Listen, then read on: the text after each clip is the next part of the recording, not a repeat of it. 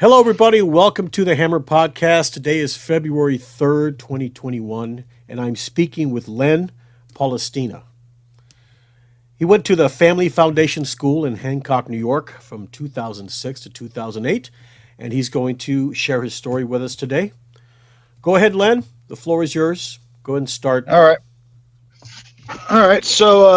Well, I want to mainly focus on, especially like more so the human rights violations aspects of this, because there were so many starting from the second it happened. Right. Before you From the start, reason, though, you said the name was what's that? changed. Yes. The name was changed to the Allenwood Academy Allenwood Academy. because everyone, this place was around for a while. Everyone left. I personally think all these places are connected, but everyone left and then started telling everything that happened there. All the abuse, kids being duct taped up in rugs and thrown in isolation rooms. That was minor stuff compared to everything else that was going Yeah. on there. But yeah, they got shut down and then they changed the name and reopened, doing the exact same thing at the same location. And now there's another place called Agape. I don't know if they're related, but that place has been in. I did some research. They've been located physically in Missouri for 5 years, possibly, and they have 35 years experience, it claims. And some of the people there might be from the place I went to, I think. Okay. Not 100%. I need to do more research on that. But is it okay if I start with the reason why I was sent there? Because that's the first thing that Yes. this industry And lied to my family about. and when you first names only. Okay. Okay. If you don't Yeah. know their first name, you can say their last name. Okay. Okay. All Yeah. right. I won't use any For last legal names. purposes. Go ahead. Yeah. Understood. So the first thing that happened was the day before I was sent there. I called my father. I found out he was cheating on my mother. I told my mother this. I wasn't a drug addict at the time. I never used drugs. I was 14. And my father, I don't know how he even found out about this whole industry, but somehow, and I don't know if he lied to the industry or they lied to him. It was probably a little bit of both. But from the day I got there, they knew I wasn't supposed to be there because I passed the drug test. But uh, anyway, I was very rudely awoken at 6 a.m. I knew something was up because my parents were being abnormally nice to me the night before. I was woken up in my sunroom by two people. They called themselves escorts. They were treating me like a prisoner in my own home. They took every ounce of dignity I had that second. I felt like I didn't even feel like a human being. Did they I was. did they handcuff you? No, they threatened to, and I just figured. I mean, like, they were huge. I kind of knew what would happen if I fought them. Just by the looks of it, I'm like, all right, I'm gonna Right. fight later. And kind of plan this out, how I fight these people. So I went along with it. I naturally, especially after this, I'm hyper alert now, but I was already before this, just growing up around like a dad that I had.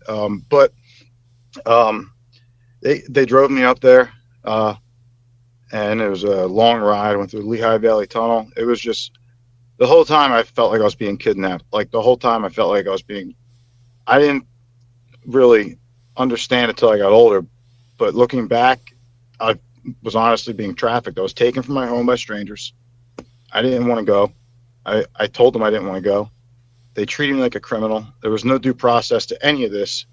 This is something that I would expect to happen in like a communist country or something. I couldn't believe this is when I stopped believing in our entire society because of what this industry did to me, to be honest. And I know that's an after effect, so I try to, not let that affect how I am too much, but it's hard to have it not, because society I was born into has these industries out there, and they're like child farms. They brainwash you. But I mean, when I went there, I didn't want to get out of the car, and all these staff members came down the stairs. There was a long staircase up this place, and they took me inside, and I was like shocked. I'm actually kind of shaking now thinking about it, because I haven't really had to.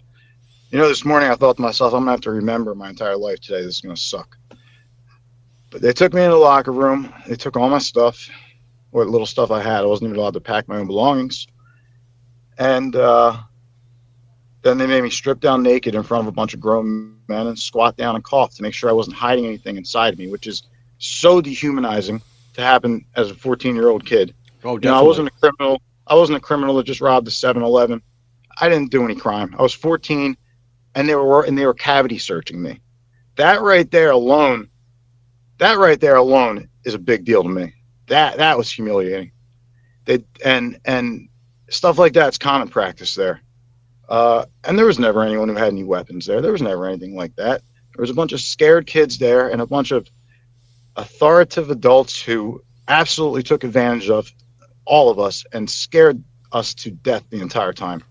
We didn't know what was going to happen from a day to day thing. School was from 6 a.m. to 6 at night. They had a cult mentality to where you weren't allowed to argue. You weren't allowed to be an individual. You weren't allowed to be anything other than what they made you. And if you weren't, they kept you away from the rest of the people because they considered you poison. And that's why I spent most of my time in the isolation room because I knew it was wrong the entire time I was there. I knew what they were telling me went against every instinct I had. And they would do weird things like they would talk about masturbation and all this weird shit. All these adults would talk about masturbation with kids, and it's just like, why is that your place to talk to kids about? That's so weird. Yeah. And they would do it in front of all the girls and everything, and it's like they were sexualizing us. It's like it felt like, and that's I got a bad feeling in my gut at that point because it's like looking back on it, I see it so clearly now. They were psychologically conditioning us to think it's normal to talk about this kind of stuff in the open with adults, and it's not. Yeah. And that was the first step. And I kept fighting them. So maybe I didn't pass the selection process, but there was also kids that went missing there. They said they ran away, but no one knows. Some of them never came back.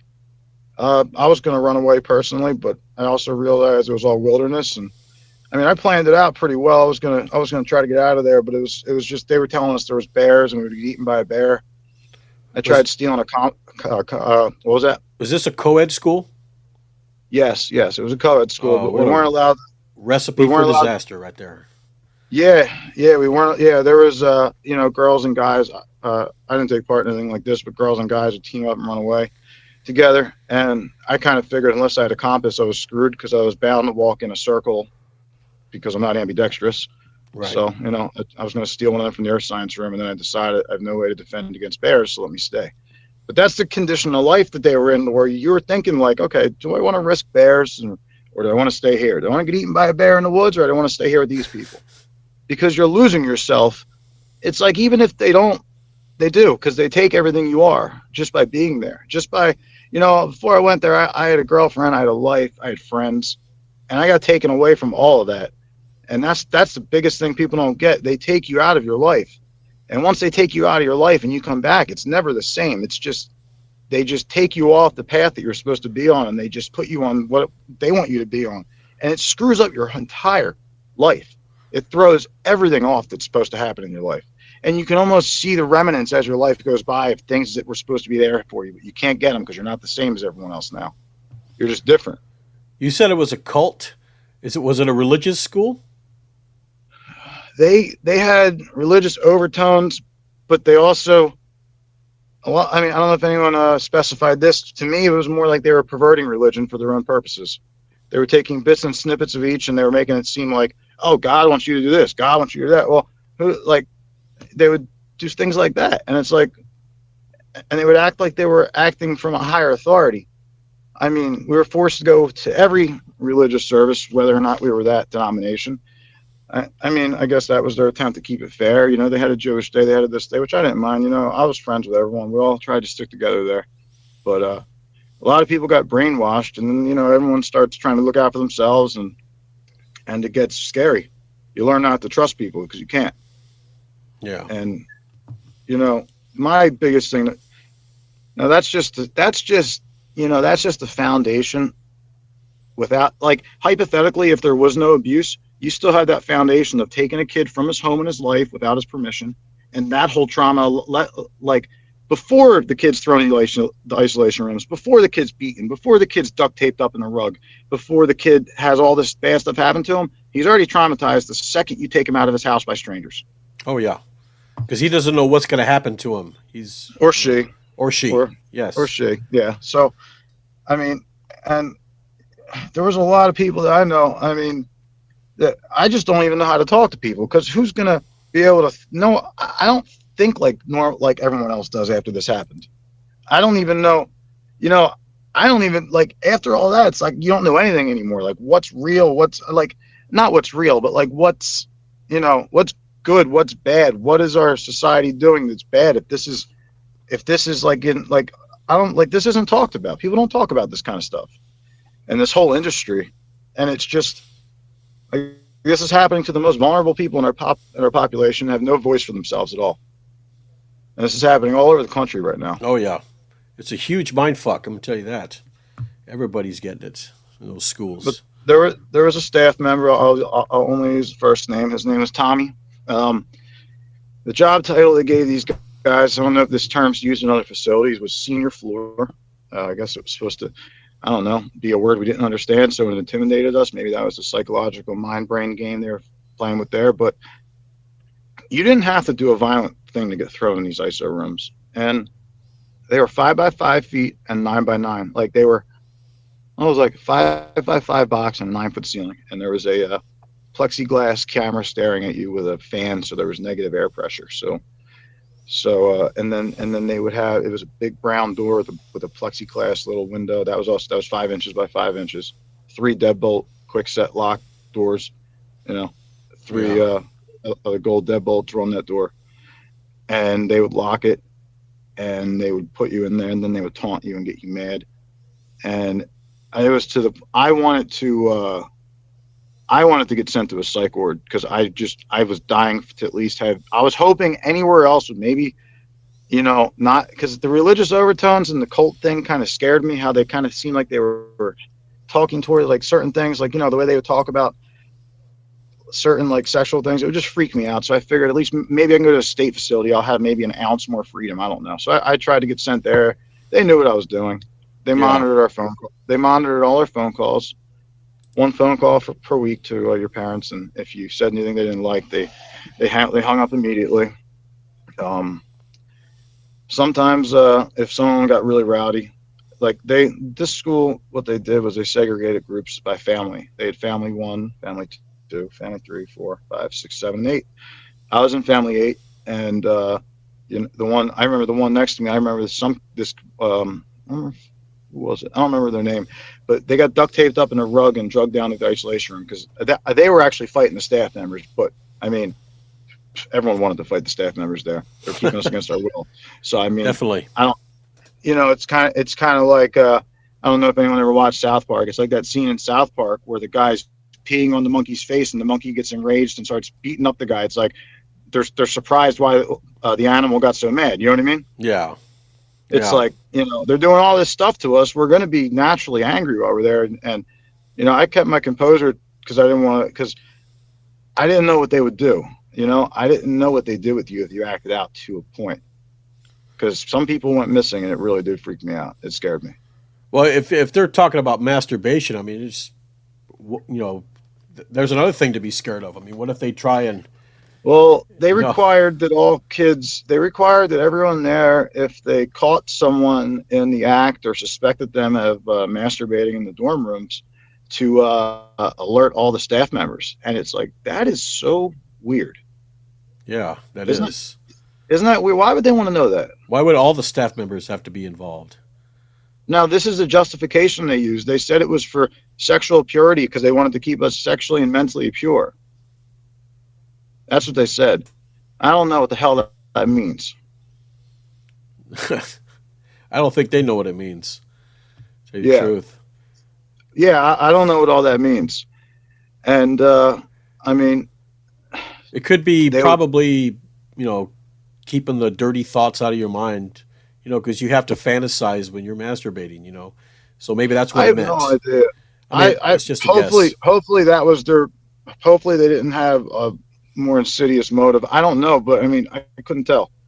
And they would do food punishments. They would give you soy burgers. If there's so many things floating up around my head right now. That's why I'm kind of all over the place. Right. Um, they wouldn't let me play guitar. They took my guitar away. They told me they didn't like when I played, and they wouldn't let me do the only hobby I had. Yeah. And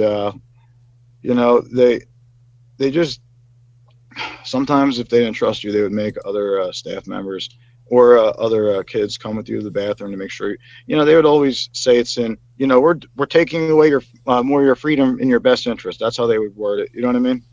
We're doing this for your own good. You don't know any better, and that kind of that sticks with you. You grow up questioning every thought you have. Like, You know what I mean? Like, am I normal?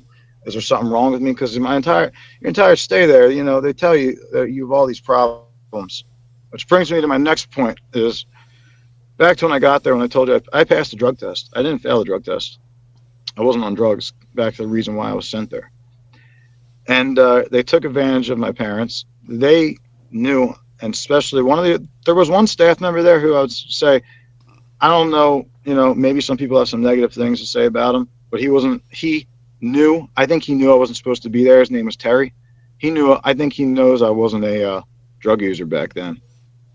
But, you know, they knew I wasn't on anything or using anything. And there's a lot of kids like that too. It's just like their parents wanted to get rid of them and just dumped them there. Yeah. A lot of rich parents and wealthy parents, they just, and it goes back. A lot of people go, oh, if you're a rich kid growing up in the suburbs, sometimes you don't struggle or whatever. It just that's not true.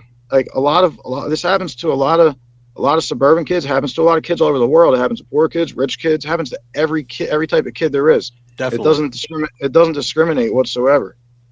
You know, Mm-hmm. it this affects all of us. It's something we can all agree that needs to stop and be fixed. No matter what people believe, this needs to be stopped. This whole thing. Yeah. So uh, the intake process, besides stripping you naked, making you squat and cough, they shave your head. Did they? You know. They check you for lice like you're an infected animal. They do that, which is humiliating. You know. Yeah. Yeah. Oh my God, I forgot about. There's something called work sanction. If you misbehave so much, they put you on it, and they take you out of school, and you got to carry. You got to. Oh, I had to carry rocks up a hill and fill in a ditch. But I would compare it to slavery. They take you out of school and they make you do physical hard labor in the sun to build character. It's like Holes. You ever see that movie Holes? Yes. I lived a real life version of that. I had to fill in a hole at the top of a hill with a bunch of rocks for 3 months in the heat because I misbehaved. Well, they said I misbehaved. I think I was acting just fine, and they were just twisted and sick people. But you know, Yeah. so So, oh, go ahead. no, you can go ahead. I was going to That's say, fine. you said you were in family eight, right? Yeah. Right. Was it a big dorm room full of bunk beds, or? Well, the way it worked is they had trailers. When I was there, they were building a new house to keep. I remember Family Five got a new house, and Family Seven and Eight we had these trailers, and they were trailers. They were 45-foot long trailers, like you would see. You know how high schools when they're going to construction, they'll put a trailer out for the library or something. Right. We Right. were living in those, and we were living in bunk beds, and there was they were pretty flimsy, and they were up on the mountain. Sometimes trees would fall on them. Or, never happened to the one I was in, but it happened to a few of them. But they were just, we were in these dorms. I mean, there was heat. I could say that. There were showers, but we were only allowed 2-minute showers. We had a timer, 2 minutes. and Yeah. yeah, they would put an A for a 14-year-old kid. They'd turn it on 2 minutes, and there was this is humiliating to talk about, but I don't really care at this point. I don't. So they neglected the kids there to the point, and this happened to a few people. Names aren't important in this, but I can name, if I wanted to, at least 5 people this happened to.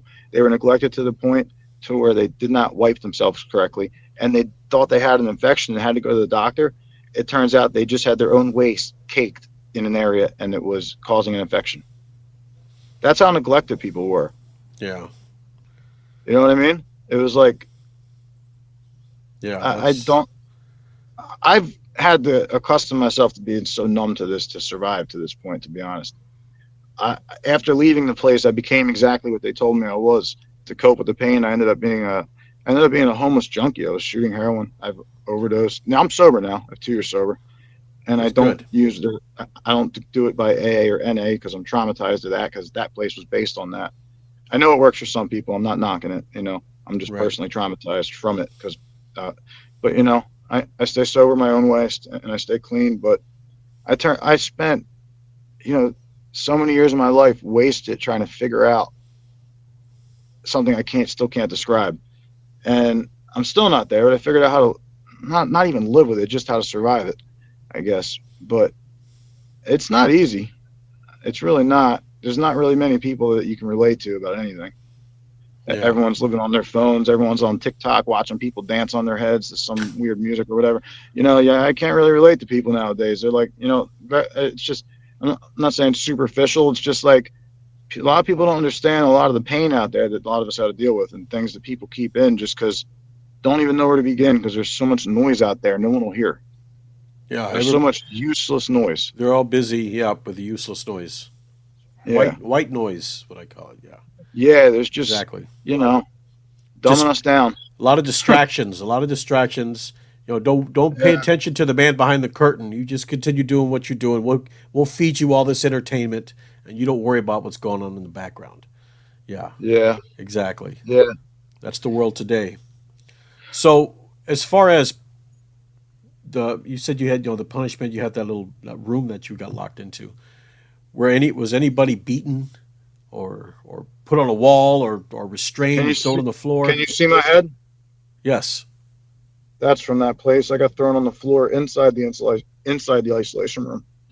Uh, so, and I forgot why I even had that scar till recently, till I got sober. My entire life, I thought it was from something it wasn't, and I had to remember it. Uh, but so I was just looking to see what cars pulling in. I'm in a church parking lot. I'm waiting for a cop to say what the hell you doing.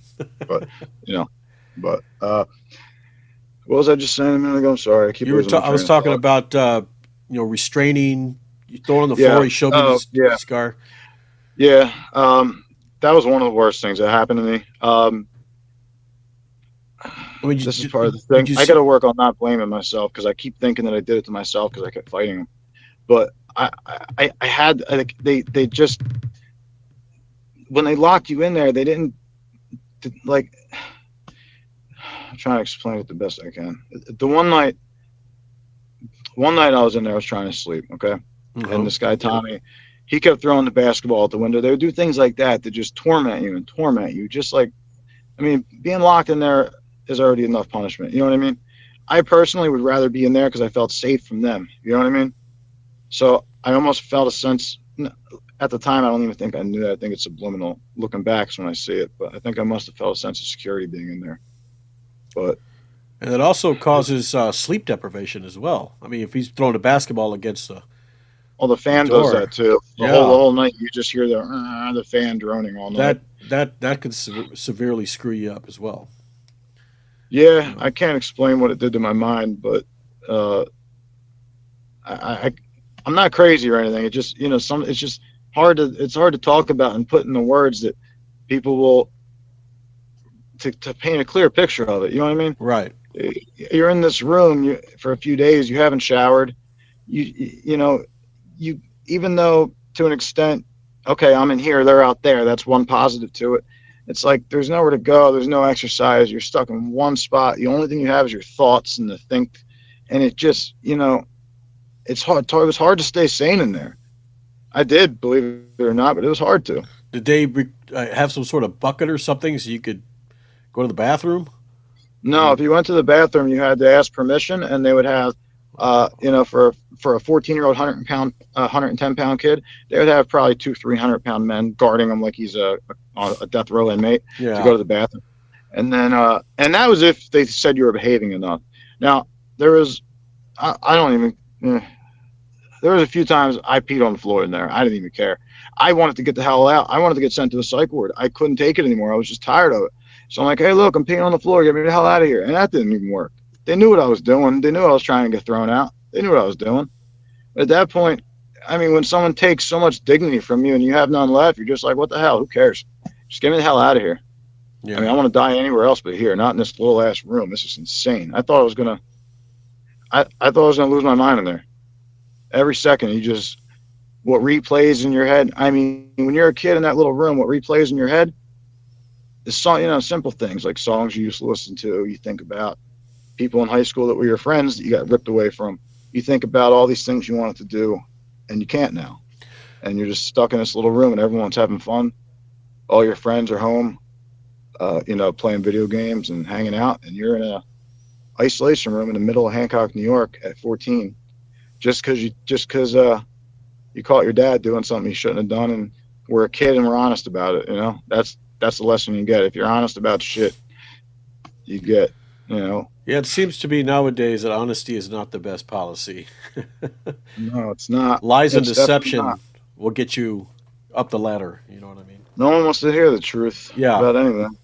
yeah, that's true. Now, did you witness any other people getting beat or people getting humiliated or anything like Yeah, that? You did. on such a frequent basis that I don't even know where to start. Tell me, ask me what I haven't seen. Maybe then I could. Maybe it'll be easier. I've seen girls restrained by huge guys. I've seen, and I can name some of their names without the last name. If anyone who went there is listening, there was a kid named Charlie. Charlie there. Him and Tommy, man, they would always. It wasn't Charlie's fault. Tommy would just. I was one of the people he chose to pick on. He would just pick someone, and he's like, all right, you're on his list. He hates you. You're screwed now.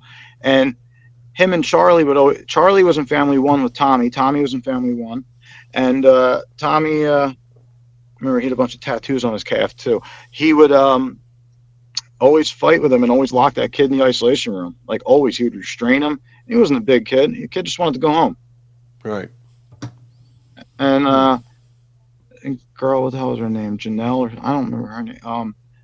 This big kid Fahad. He was from Kuwait. Family was in the oil business. He got sent there. There was people from Wow. all over the world there. Yeah, there was people from England, South Africa, you name it. Met people from all over the world in this place, and they Wow. all. And here's the funny thing: even though we were all from different parts of the world and all different cultures, we all agreed this place was a screwed up place. We all were, and there was a lot of people there didn't know that a lot of us hated the place so much because we had to keep a low profile. You know what I mean? You didn't have freedom of speech there. You couldn't say what you want. That it was dangerous to say what you wanted there. And there was there was like two groups of people. There was the group of people that you know faked it and knew the place was BS and just wanted to get the hell out.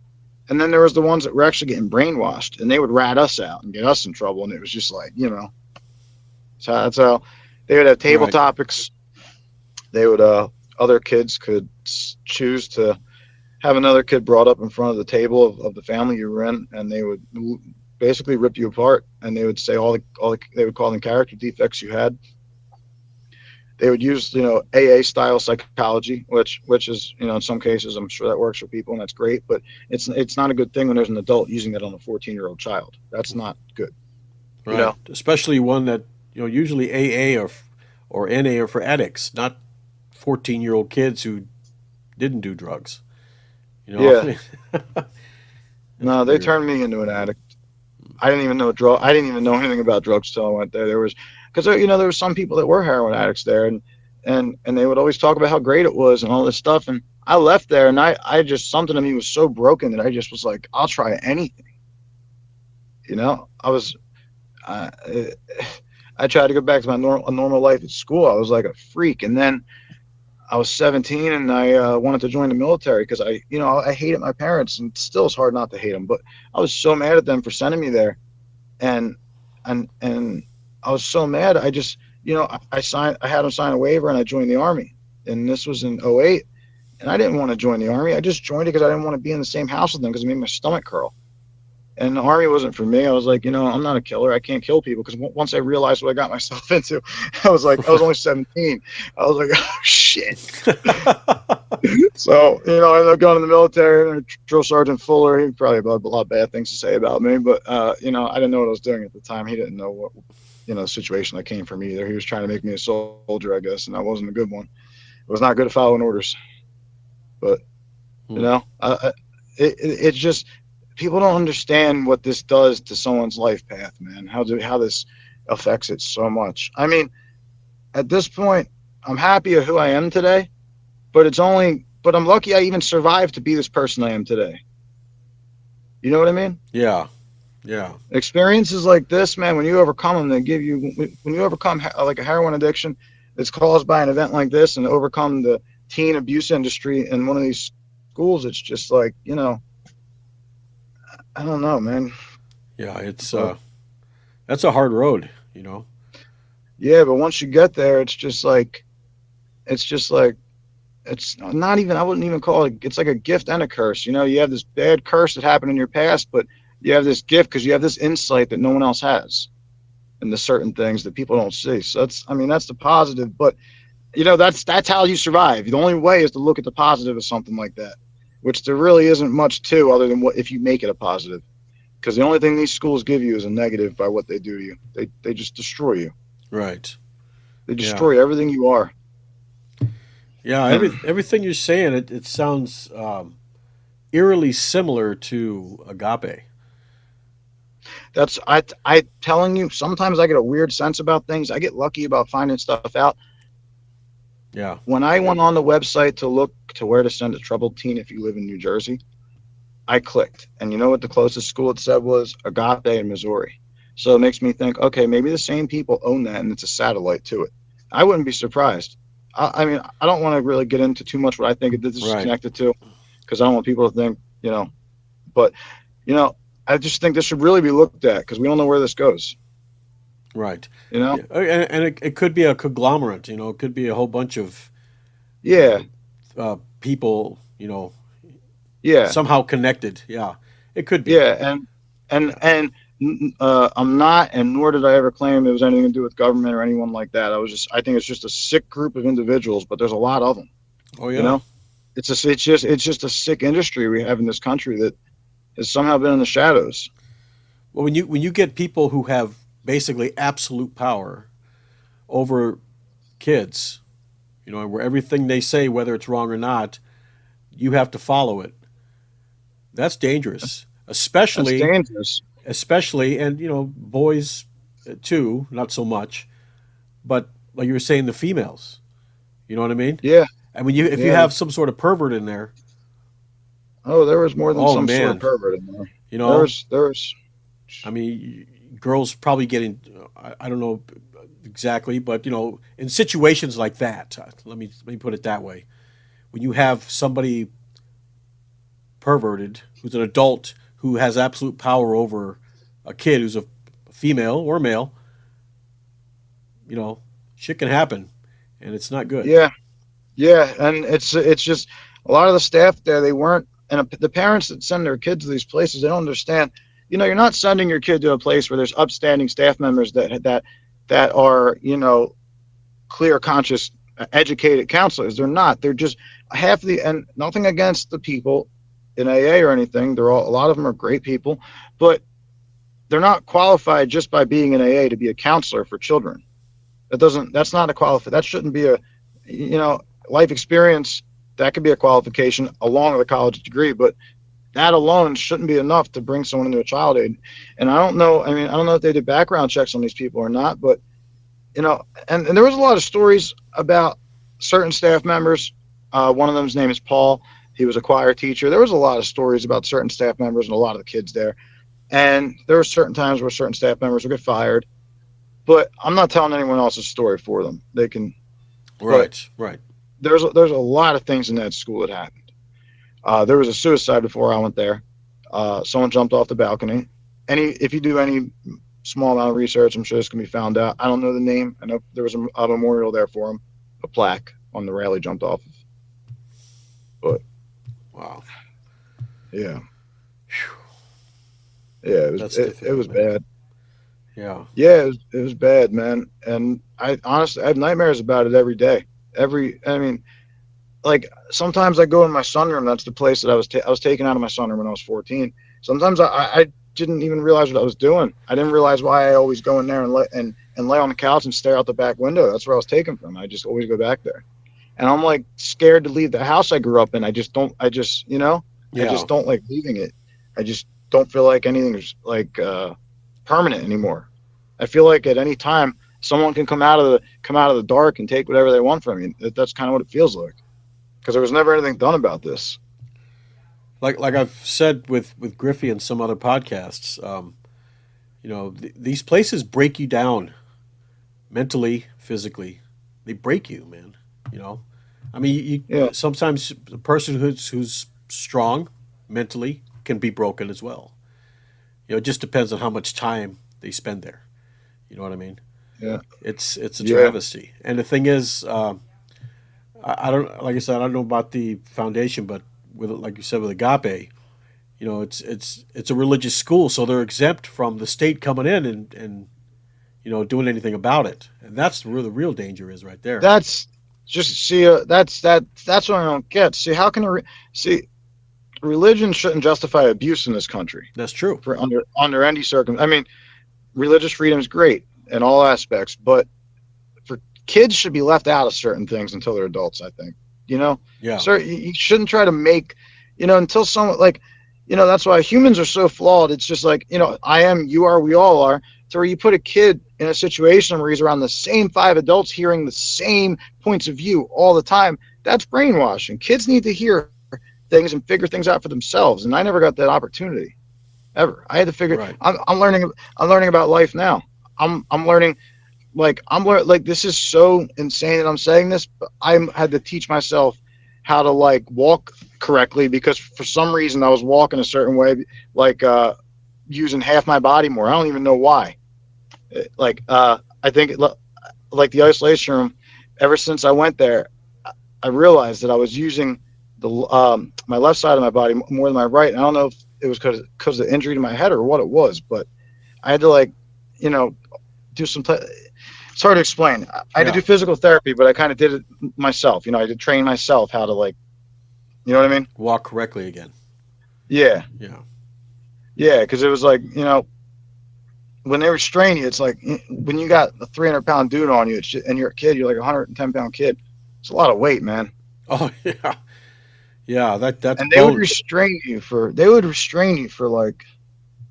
They would restrain you for anything. I mean, you didn't have. I mean, if you were violent, obviously, but like if they said, "Come on, we're going to the quiet room," that's what they would call it. The quiet room.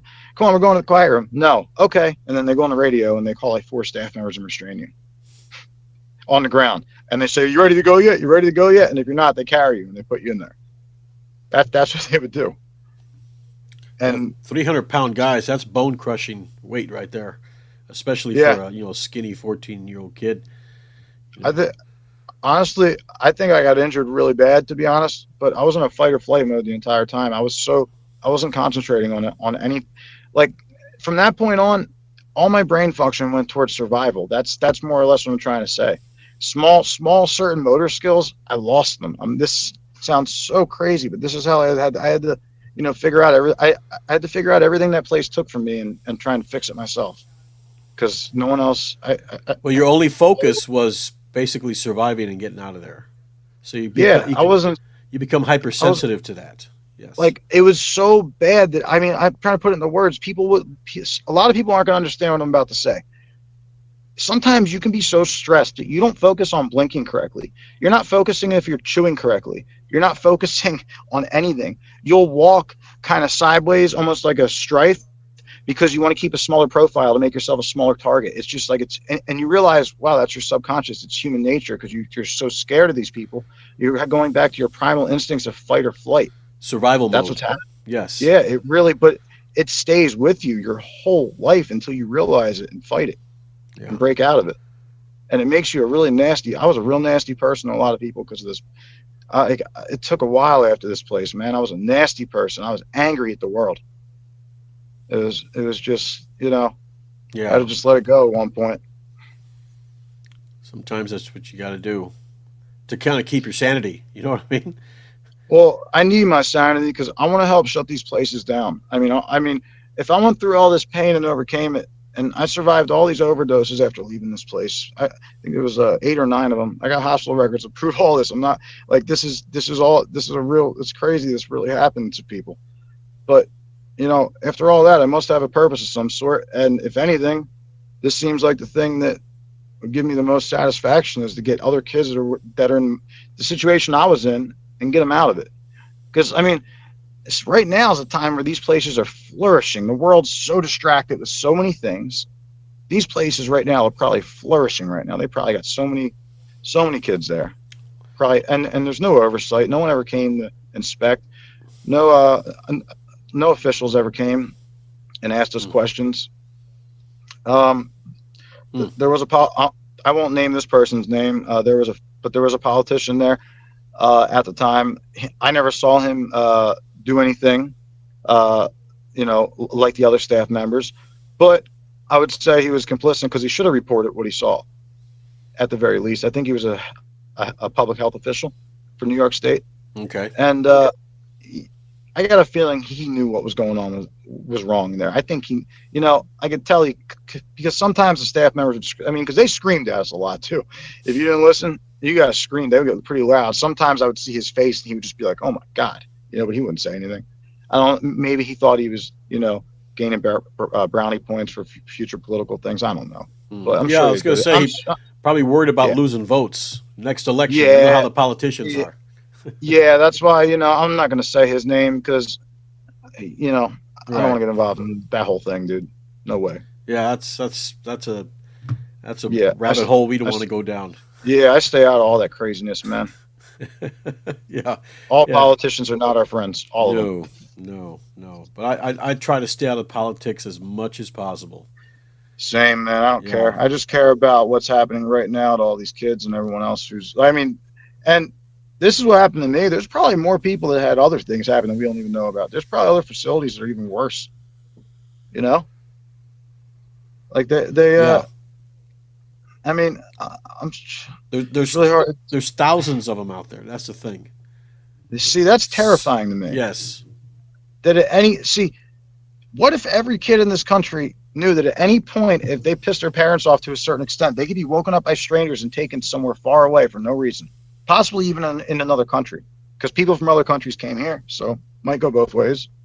Right. But that's a scary thought to have. There's no agency really to protect the kids that really, because I mean, there was no Department of Human Services didn't come there. There was, if one, let me tell you something. If one DIFUS worker came there and gave me 5 minutes in a room alone, I would have been out of there. I would have, because I mean, I'm pretty sure a DIFUS worker would have listened, but not one of them came there. That's all it would have take. That's all it would have took. But with all the, precautionary measures taken with everything else nowadays, how is that possible? Yeah. And some of it is mostly not mostly, but some of it is the parents as far Yeah, as their ignorance on these schools because it's they always if you go to their yeah, webs if you go to their websites they always show how nice it is, how kids are smiling, having a great time. They're not going to put down on the disclaimer, hey, we're going to beat your children, we're going to throw them in an isolation room. They're not going to put that. That's bad for business. But with the age of the internet now, yeah, whenever a parent decides to send their kids, hopefully they don't, but if they decide to, do the research. Go online, check this place out thoroughly, talk with people who have been there. You know what I mean? So, yeah. But I mean, I'm also curious to why, like, I've seen stories less serious than this all over the front pages of certain newspapers. I mean, if they're not going to shut these places down, they should. I mean, there's got to be something about these places at to, least to educate at people. least regulate them. Yeah, Have the state come in every once in a while and I mean, at what point is it okay to take someone from their home without their permission, though? And at what point? I mean, at what point can a kid say no? I don't want to do this. but it depends on the legal age of consent. That's the Yeah, thing true.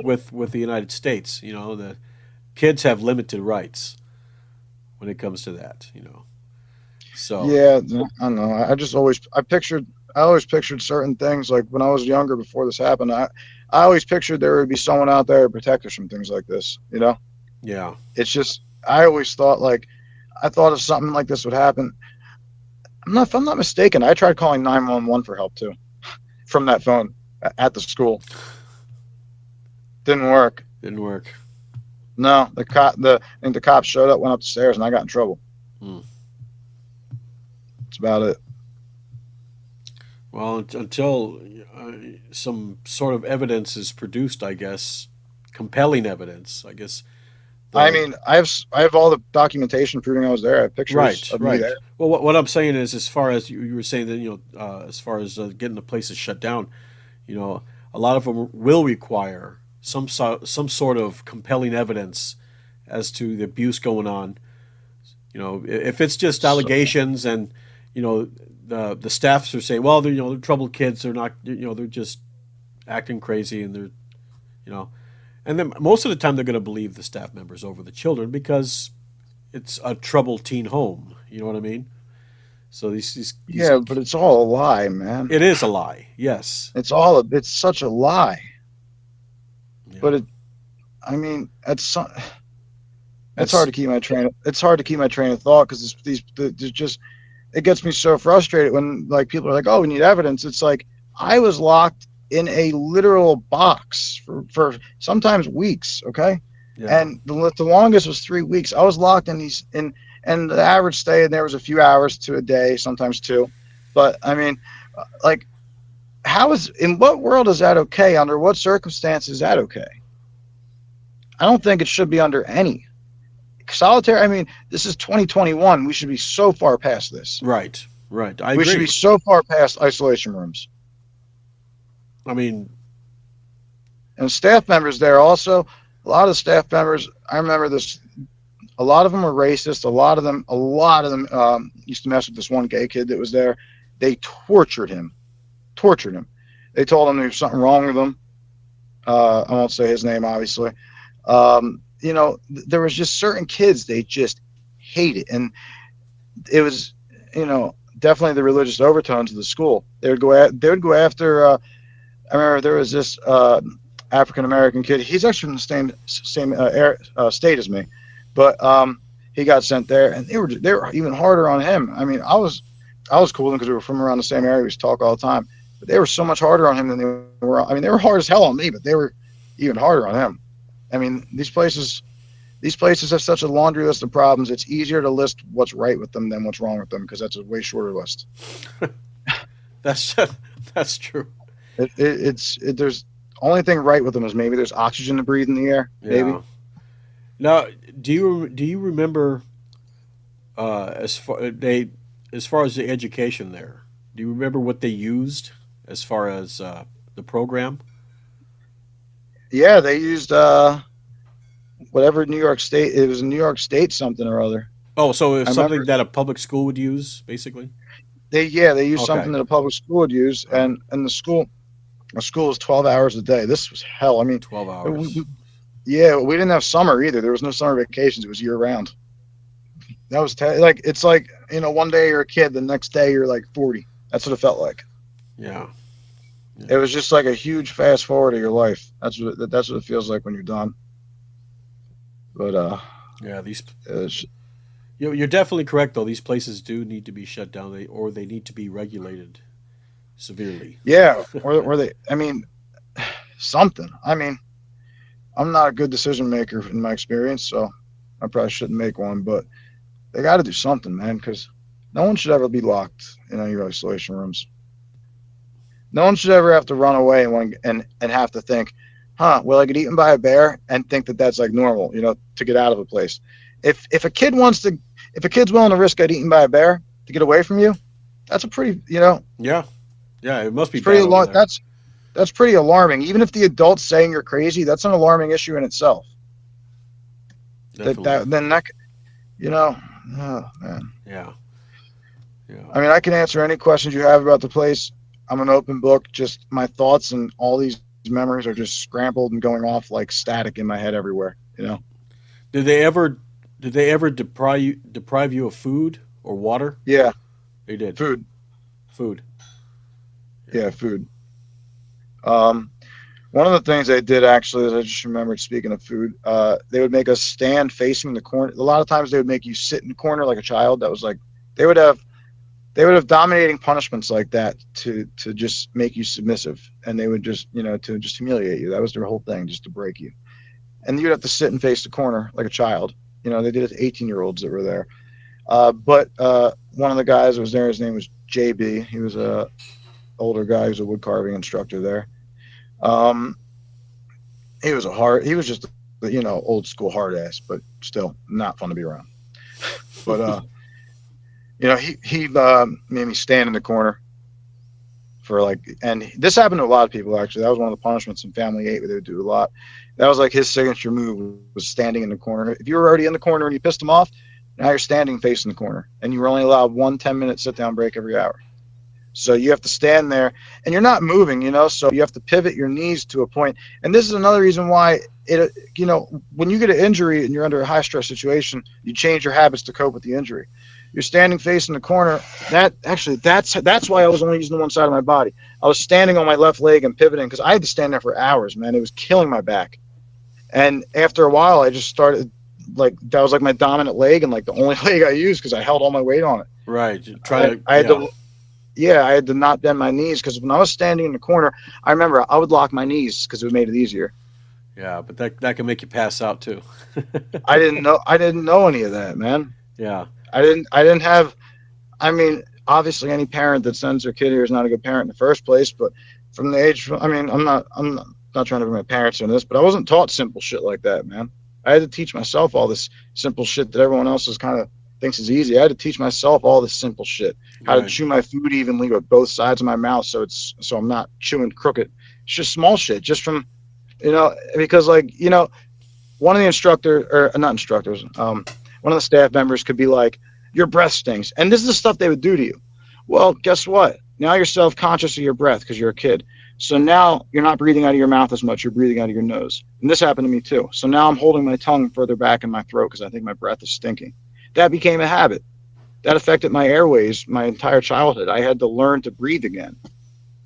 I mean, that's personal insecurity, I guess, on my part. But Right. that's what it does to you when you're a kid and someone like words can when you're a kid words can really do like impact a kid's life Oh so much. yeah, People don't get it. definitely. Like if you tell like you don't tell a kid his breath stinks. You show him how to brush his teeth. You know, Yeah. and they would all they would put they had a sanction called poverty. I forgot about that. This is what they would do with the women. This was really messed up. They did to these poor girls, man. A lot of girls they like to dress nice. They weren't allowed to do that there. They weren't allowed to look good. They weren't allowed to have like self confidence and dress how they viewed themselves because it was viewed as provocative to the boys, which is I think ridiculous. So they would make a lot of the girls that were attractive there or that wore nicer clothes. They would make them wear sweatpants and rags and sandals and socks all the time and make them dress like a slave. I can't imagine what that felt like. That didn't Mm. happen to me. It happened to a Yeah. lot of the women. And I can't imagine how that made them feel too. That was probably awful. Makes them self-conscious and Yeah, embarrassed. like Yeah. I said about the thing with your breath, that like I was told that, and that affected my breathing because I never learned to push my tongue all the way forward when my wisdom teeth came in. I never learned to do that, so my tongue was further back in my throat because I always thought my breath stunk, and it became a habit, a learned habit, and my Yeah. tongue was never in the right spot. It infected my intestines too. I had IBS. I thought I had all these problems. It turns out my self consciousness was affecting my literal physical being. It was insane. Oh, it takes a toll on the body. You It get does. people get anxiety, depression. Oh It yeah. does. It crushes your soul. When you get your soul crushed like that, just like it's just you just don't care, man. I didn't care. Right. That's why I started using hard drugs when I left that place. I didn't skirt around with weed. I dove right in Oxycontin when I got out of that place. I wasn't out of that place 2 weeks. Wow. And I never touched the drug. Yeah. Speaking of that, as far as medication, I'm sure kids probably went in there with mental issues already who had to take certain types of medication. Were they deprived Yeah. of that or? Yeah, they did there was a catch-22 with that actually. The kids that needed it weren't given it. The kids that didn't need it were given it. I'm not joking with you. There Wow. was a lot of people that needed it, and they would say, "Please, I need my meds," and they would say, "No, you're drug seeking." It's like, how about he actually needs his meds, and you give him his meds that he's asking for? How about that? How Yeah. about you let a doctor make the choice? You're not a doctor. Exactly. But no, no, these people would circumvent doctors. Like if everyone would have a sponsor. If a doctor, like if a family leader decided one of his sponsees shouldn't be on a type of medication because it's affecting them, they would act as the child's guardian, and they would, they probably definitely called the parents to make sure, but they would coach. They had the parents wrapped around their fingers so well. I can't explain it to you. The parents would do it. They thought these people were their saviors. They thought they were creating their dream children. Nope, they were creating people like me. Most of them. Some people probably. I'm sure some people got something out of it. Maybe some people got left alone 1%. I don't know. but Right. I doubt it. I just think they're in denial of what happened to them. Well, as far as you said 2 weeks you're on OxyContin and then going into heroin. You're probably not the only one that did that. You know what I mean? I'm sure there's lots of kids that went that route. Yeah, I just wanted to die at the time, man. I didn't feel like I belonged here. I came back to my house, and when you're 14, this is really trippy. When you're 14 and you come home, and the house you grew up in, all the trees out front of your house are like 3 feet tall, or all the bushes look different. There's like all the neighbors got new cars. You're like, what the? 2 years is so long when you're 14. Oh yeah. So long. 2 years doesn't feel like anything now because of the technology we have in iPhones. But everyone listening, if they really do themselves, just remember back before we had the internet, how long 2 years is. Oh yeah. When you were a kid, 2 years, that's a long, long time. And I'm talking no contact. There was no internet for us. The phone calls were only to people they approved of. You know, there was no relationships between As men and as women. as far as writing letters, did you write letters home or? I wrote letters of what I thought they wanted me to say because they would go through. You couldn't be Right. yourself. You Yeah. couldn't. There was no you there. There was the fake you had to show them, and then there was the you that lives in your head that maybe you could show a few people that were kind of like-minded who saw what was going on.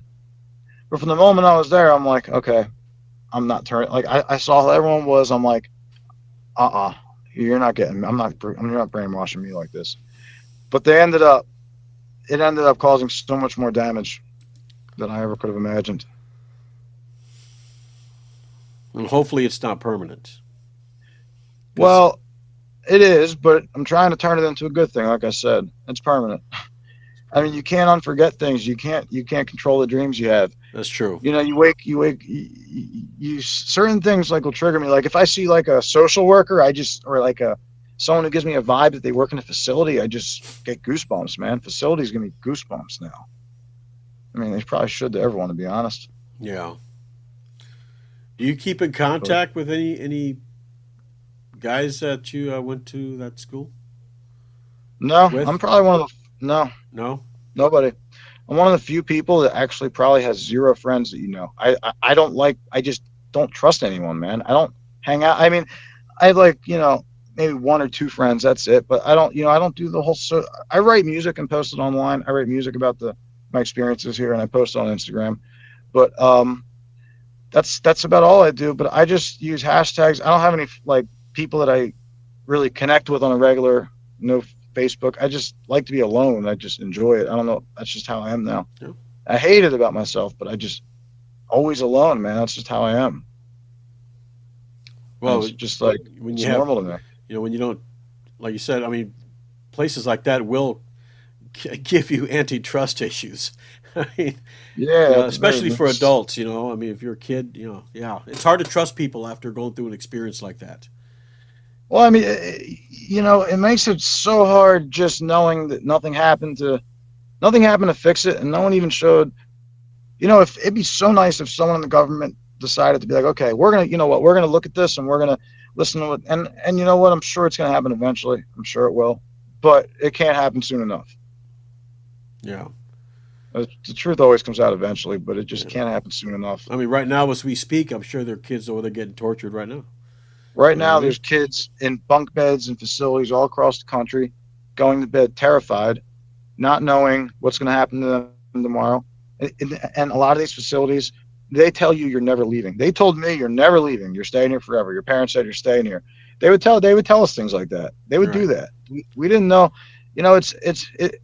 It reminds me of things I read about Nazi Germany when they would do pretend executions just to scare the shit out of people. That's kind of how they were. They were like, "You're never leaving.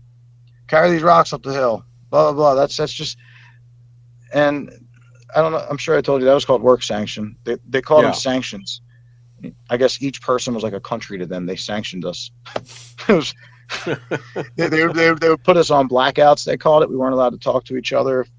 If two people, it was more like more or less kind of the same way companies do anti-union things. They were more like anti-union. They wouldn't let us get together and talk and Right. compare our thoughts on the place, what we thought. Yeah, None because of they that. probably thought you'd be conspiring. You know. Oh, I was always conspiring to do something and get out of there. Always. Yeah. Never That's to hurt anyone, always just to get out. that's what they were afraid of, I'm sure. That's probably why they didn't have you talking. They figured I try to just, figure out a plan to try and get out of there. You know. I just, I wanted to go out, and my plan when I ran away, like I told you, I was going to steal the compass from Earth Science. The guy's name was Mr. Young. He was an Earth Science teacher. Uh, Sorry, probably shouldn't use It's his all right. last name. It's okay. He was just a teacher, though. He was just a teacher. That's all he was, a math teacher, a good one, actually. But and he quit there. I remember he quit.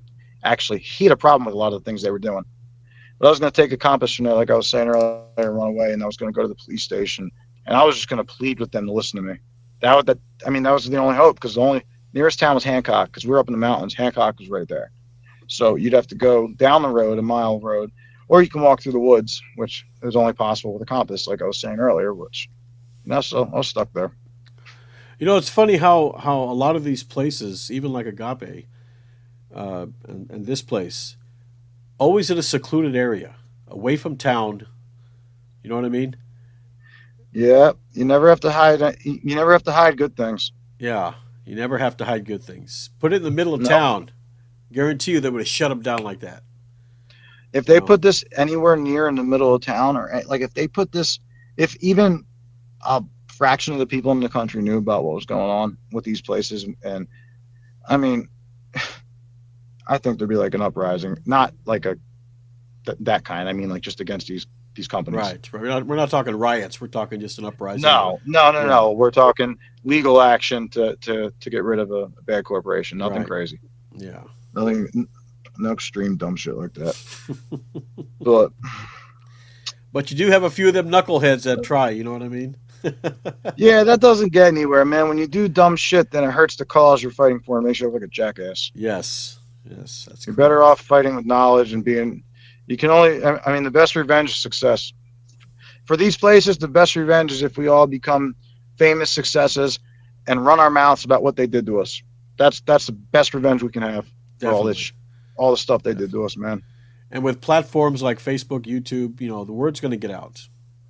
I mean, Yeah, you it's know, just, and I'm not alleging anything, a conspiracy or anything here. I'm just saying they got to fix these algorithms on these platforms to make yeah, things circulate better. You know, definitely. Yeah, they I've got to had some. include more, a lot more different things. You know, I've I'm I've tired of had these some. TikTok videos. Yeah, like you said, you got chicks dancing on their head to Yeah, rap like I music said, that gets I 5 million views, and then you got this, and it'll probably get maybe 200. So yeah, like I left uh I left my home in New Jersey in 2006 listening to like Metallica and Avenged Sevenfold, and I come back and people are like disco balls on their head and dancing off the ceiling and shit all over TikTok. I'm like, or not TikTok, Facebook, whatever the hell came out when I got back. I think Facebook was the first thing. yeah, That's why, like I said, I'm so far removed from everything in society just because of what this place did. I don't, it's just like it's just like for me, it's like there's nothing until this is fixed. That's kind of how I think. There's nothing I really care about or can put all my energy into until I get past the fact that this is still happening to people like me. That it seems like it was a lot of kids that were like me that weren't drug addicts that were sent there, and a lot of them it just seems like they were honestly just creative, talented kids. I saw a lot of talented people there, a lot of kids that had talent. It just seems like a lot of misunderstood talented kids got sent there, man. A lot of kids that had other gifts other than what people thought, and their parents wanted to make them be someone they weren't. yeah, That's what a yeah, lot of it was. There wasn't any at risk or saving your kid's life. If you want to save your kid's life, always tell them the truth, tell them you love them, and talk to them and be honest with them. That's all you got to do. yep. That's Parents what overcomplicate shit every day, man. Every day. that's true. Yep. Just be honest. Honesty, no matter what the Yeah, politicians tell you, it's always the best policy. always, So man. yeah. So Always. Len, this has been great, man. Thank you for sharing your story. Yeah, thanks for your time. Sorry if I talk too much, man. Oh, I that's just fine. That's what we're here for you to share all your right. thoughts. So, Yeah, all I right. couldn't really even see what I looked like either. I got a cracked iPhone, so if I wasn't in the picture half the time, sorry about that. No, you were on the picture the whole time. So, Okay, cool, man. um, All right. give me a I'm gonna end the podcast. I'm gonna talk to you for a few seconds, okay, before you leave. Yeah. All right. Okay. Yeah. So I want to thank Len for coming on and telling his story, and everybody out there. If you haven't heard of the Family Foundation School, go online, check it out, do some research, and we can try and get these places shut down. So for the Hammer Podcast, I'm Jason. You take care of yourself. You take care of each other. See you next time.